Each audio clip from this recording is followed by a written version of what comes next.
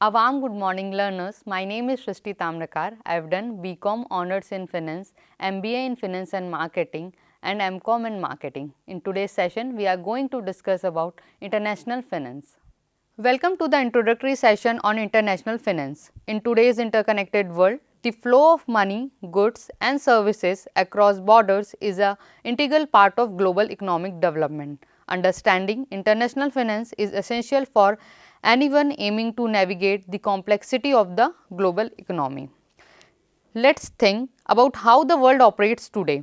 Traditional market boundaries no longer conform to any business or any particular country.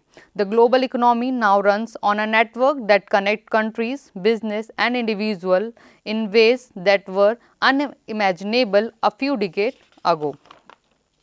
In today's session, we are going to discuss about international finance, concept of international trade, difference between international trade and domestic trade, then components of international finance, features of international finance, importance of international finance and scope of international finance. Now, let us discuss why international finance matters so much, especially for businesses. To succeed in today's marketplace, companies need to navigate foreign exchange risk due to fluctuating currency values, are adaptive to diverse regulations since every country has its own financial and legal system, seizing global opportunity to expand and thrive in new markets. A solid understanding of international finance is essential for overcoming these challenges and taking advantages of these opportunities. Now, why this international finance matters to you? Why it matters to you as a learner? You might be wondering, how does this apply to you? For those of you aiming for career in business or finance, mastering international finance will help you make informed decision. Now, whether it's managing risk, optimizing investments or understanding how international market work, these skills will be invaluable for you. Remembering, global markets are more interconnected than ever and being equipped with the knowledge will give you a competitive advantage. Now, international trade. In simple language, we can say international trade is simply an exchange of goods and services between two countries. International trade is what connects nations economically. It is the process by which countries export and import goods and services. For instance, when the United States import electronics from Japan or India export textiles to Europe, that's international trade is in action. This system forms the backbone of modern economy, linking countries through complex networks of exchange. Now, the difference between international trade and domestic trade. While both the types of trade involves the exchange of goods, services and resources, the complexities and challenges they face are very different. Let's explore these differences starting with two most important points, that is factor mobility and natural resources. Let's first talk about factor mobility, which refers to the movement of labor, capital and other resources required for production. Domestic trade. Within a country, labor and capital moves freely across regions without any restriction. Here, workers can relocate easily to seek better job opportunities and companies can establish operations anywhere within the national borders. For example, in India, a worker from Bihar can move to Maharashtra for employment without needing visas or permits. Similarly, business can operate across states using a unified banking system. Now, international trade. Here, factor mobility is far more restricted in international trade.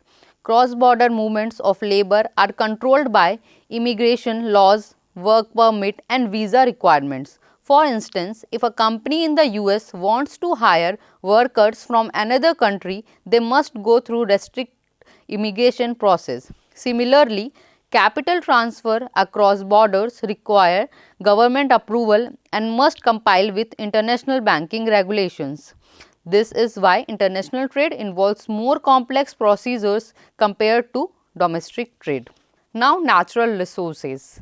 In domestic trade, resources are managed under unified national regulations. States within the same country share resources through domestic supply chains. For instance, oil produced in Gujarat can be transferred to other states like Delhi or Tamil Nadu through established distribution system. But in international trade, resources availability varies significantly between nations, driving global trade patterns. Resources-rich countries like Saudi Arabia and Austria becomes major exporter of these resources. On the other hand, resources poor nations like Japan rely heavily on imports to meet their needs. This disparity in resources availability is a key driver of international trade and makes it essential for countries to establish trade agreements and partnership. Now, differences on the basis of geographical and climate condition. Let's first examine how geographical and climate affect domestic and international trade. In domestic trade, which operates within a consistent and predictable environment, there are goods transported within a country using established systems like highways, railways or air transport, which are often optimized for national needs. Since the climate and are relatively similar across regions, storage facilities can be standardized. Goods can be delivered more predictably because weather and transportation system are less variable within a single country. For example, transporting fruits from Punjab to Delhi in India is straightforward due to consistent environment condition and reliable infrastructure. But on the other hand, in international trade faces significant challenges due to varying geographical and climate condition. Here, international shipments often across deserts, oceans and mountains. For example, exporting fresh product from South America to Europe require specialized logistics. Fresh produce, for instance, may take up to 20 days to travel across continents, necessitating climate controlled containers to maintain quality. These challenges make international trade more complex and costly compared to domestic trade. Next, let's explore how currency differences play a role in distinguishing domestic trade from international trade. In domestic trade, we use single currency. Prices are uniform across regions, making it easier for businesses to predict cost and profits. Here, there is no need to exchange currencies. There are no additional fees or risk involved. Payments are straightforward, often proceeds through national banking system without any complications. For example, in India, all transactions occur in rupees, eliminating the need of currency conversion. In international trade, however, involves multiple currencies leading to complexities. Exchange rates can vary daily affecting the. On the other hand, in international trade involves multiple currencies leading to complex exchange rate. Here, exchange rate can vary daily affecting the profitability of transactions. For example, if the value of US dollar rises, it makes imports cheaper but exports more expensive. Similarly, to manage these exchange rate risk, business use financial tools like forward contracts and options. These add another layer of complexity to international trade. There is one more cost involved, that is conversion cost. Exchanging currencies incur fees which can significantly impact the overall cost of that transaction. Now, our next topic is component of international finance. This currency related complexity is one of the biggest challenge for businesses engaged in international trade. Currency exchange is backbone of international financial transactions, enabling seamless trade and investment across borders. The foreign exchange market operates 24/7, though major financial centers worldwide, handling an impressive 6.6 trillion in daily transactions, including spot trades, forwards and swaps. This system is essential for international trade as business frequently need to convert one currency into another currency. For example, an Indian exporter received payment in US dollar must convert it to Indian rupees for local use. Beyond facilitating trade, the forex market also help government manage currency values, playing a vital role in ensuring economic stability. As a dynamic system, currency exchange spots the global movement of goods, services and investment, making it a cornerstone of international finance. Next is foreign direct investment, in short we called it FDI. It is a critical component of international finance involving investment made by one country in another, though activities such as setting up of businesses, acquiring assets or entering joint ventures. Developing economies benefit significantly from FDI, receiving over 750 billion annually, which supports infrastructure development, technology transfer and job creation. For example, multinational corporations like Amazon, Toyota invest in various countries to expand their global operation. FDI create a win-win situation. Host countries experience economic growth and increased employment opportunities in that country, while investors gain access to new market and resources. As a driving force of globalization, FDI bridges the gap between developed and developing economies, fostering interconnectedness and mutual growth. Now, international institutions. International institutions play a crucial role in maintaining global financial stability, particularly during period of economic uncertainty. The next component is international institutions. These institutions play a crucial role in maintaining global financial stability, particularly during periods of economic uncertainty. The International Monetary Fund provides emergency fund to countries facing financial crises such as currency collapses to serve debt challenges.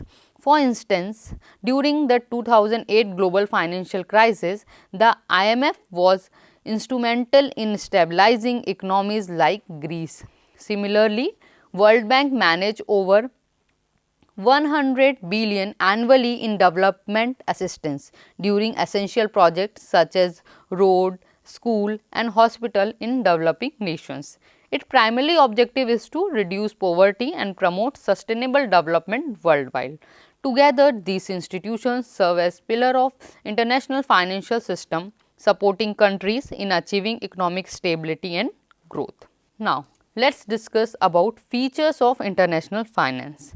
International finance involves unique challenges and opportunities, and understanding its feature is essential for navigating the global financial landscapes.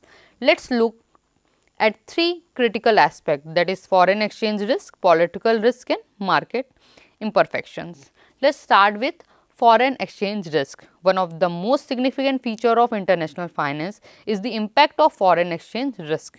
Currency value fluctuating daily, affecting the profitability of international transactions. For example, if a company export goods priced in US dollar and the dollar depreciates against its home currencies, the company revenue may decline. So, to mitigate these risks, business implement hedging strategies like forward contract, currency swaps. So, these financial instruments help us to protect from global adverse situations. Managing foreign exchange risk is crucial for maintaining stability and profitability in international operations. Now, the second feature is political risk, which arises from changes in government policies, regulations or political stability. Regulatory changes such as sudden shift in tariffs, capital control or financial services rules can disrupt cross-border transaction and trade flows. For an example, a country imposing higher import tariffs may affect the profitability of international trade agreements. Political risks are unpredictable and vary significantly across regions, making it essential for businesses to continuously monitor the political environment, and we should adapt their strategies to ensure smooth operation in foreign market. The final feature we will discuss is market imperfection, which create both challenges and opportunities in international finance. Difference in global accounting standards, interest rates and capital requirements add complexity to cross-border operations. These variations can lead to inefficiencies and higher cost for business operating in multiple regions. However, they also provide opportunity for regulatory arbitrage where companies optimize their operation by leveraging favorable regulation in specific countries. Navigating these market imperfections requires a deep understanding of international financial system and careful planning. Now, the next topic is importance of international finance. International finance is critical for fostering economic growth, connecting markets and shaping policies.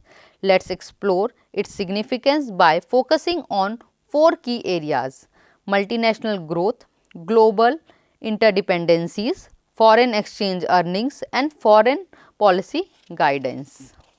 Let us start with multinational growth. International finance is a driving force behind the expansion of multinational companies by enabling faster market entry through cross-border investment. It allows business to establish supply chain across more than 100 countries. For example, companies like Apple and Amazon leverage international finance to set up operations globally, enhancing their efficiency and competitiveness. Second, global interdependence. Another crucial aspect of international finance is its role in fostering global interdependence. The foreign exchange market processes $6.6 trillion in daily transactions, linking major financial hubs worldwide. The interconnectedness power international trade, investment and partnership. For example, trade agreement between countries like US and China depends on robust financial system. By facilitating the seamless flow of money and resources across borders, international finance strengthens the ties between nations and promotes mutual economic growth. Next, foreign exchange earning. International finance also play a significant role in boosting foreign exchange earning, which drives GDP growth in emerging economies. For example, countries like Vietnam have witnesses a 3.5% annual GDP increase with their tech manufacturing sector achieving revenue gain of up to 25%. These earnings enable countries to invest in infrastructure, healthcare and education, further accelerating economic development. By supporting export and foreign investments, international finance provide the financial foundation for sustainable growth. Now, the last importance is foreign policy guidance. Finally, international finance influence foreign policy by shaping global banking standards and reforms. Initiatives like Basel III and G20 reforms are designed to manage risk and ensure financial stability. Now, the next topic is scope of international finance. The scope of international finance, which defines its vast influence on the global economy.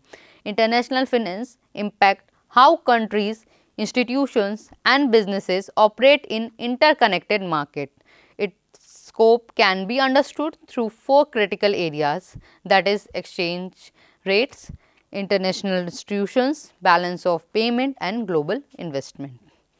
Let us start with exchange rate. Exchange rates are fundamental components of international finance. The foreign exchange market handle over $6.6 trillion in daily transactions, making it world's largest financial market. Next, international institutions that play a vital role in maintaining global financial stability. The World Bank, operating in over 170 countries, funding development projects aimed at reducing poverty and fostering sustainable growth. Next is balance of payment. The balance of payment is another critical area within the scope of international finance. It tracks a country's current account, capital flows and foreign exchange reserves. This information is essential for policymakers to design effective monetary and investment strategies. For example, a country experiencing a trade deficit may adjust its currency policy or seek foreign investment to balance its accounts. The balance of payment acts as a comprehensive financial ledger, providing insights into a nation's economic health and its position in the global economy. Now, the last scope is global investment. Global investment drives economic growth by facilitating the flow of capital across borders. Annually, FDI contributes $1.5 trillion while global bond market manage over $128 trillion in investments. These flows optimize capital allocation, ensuring the resource reach region where they are needed most. For example, global investments enable developing countries to fund infrastructure projects which investors benefit from return in emerging market. So, by linking countries and investors, international finance fuels innovation, job creation and sustainable growth. Thank you everyone for your time and attention. I hope this session finds valuable to you.